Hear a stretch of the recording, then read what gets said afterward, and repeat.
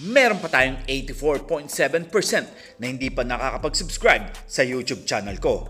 Bagong lahat, huwag nating kakalimutan na mag-subscribe and click the bell para ma-receive ninyo lahat ang aking notifications. Kapanapanabik na naman ito mga parkoy dahil nga ang Gilas Pilipinas nga ay may pinatunayan na naman sa China. Well mga parkoy, nakakapanghinayang lang ng tuhod dahil nga tinalo nga ng Gilas Pilipinas ang mga Chinese player. Well, etong mga Chinese player nga na ito talagang makikita sa kanilang mga pagmumuka ang kanilang panghihinayang dahil nga tinambakan na nga nila ang Gilas Pilipinas ng 2 beses at sabay humabol pa rin.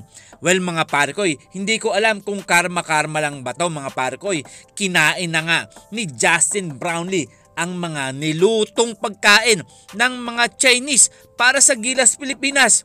Well, hindi kaya masyadong lutong-luto ito mga parkoy. Well, kitang-kita naman natin ang mga nangyari na pakonti-konti na hinahabol nga ng Gilas Pilipinas ang kalamangan ng mga Chinese. Well mga parkoy, sa tingin ko lang patas na ang laban nito, pero pagdating sa mga height lamang na lamang nga ang mga Chinese. Well kayo mga parkoy, ano ang inyong masasabi dito at ano ang inyong magiging opinion? Hindi kaya medyo nakakarma na ang mga Chinese dahil nga kinukuha na rin ng mga Chinese ang ating mga kapaligiran sa West Philippine Sea? Well, kayo mga parkoy, ano ang inyong masasabi dito? Dahil maraming mga fans nga ang natutuwa dahil nga 2 beses na tinalo ng Gilas Pilipinas ang China.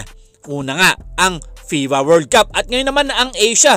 Well, kung ako mga parkoy tuwang-tuwa ako dahil nga pakonti-konti na nga na inuungusan ng Gilas Pilipinas ang mga Chinese.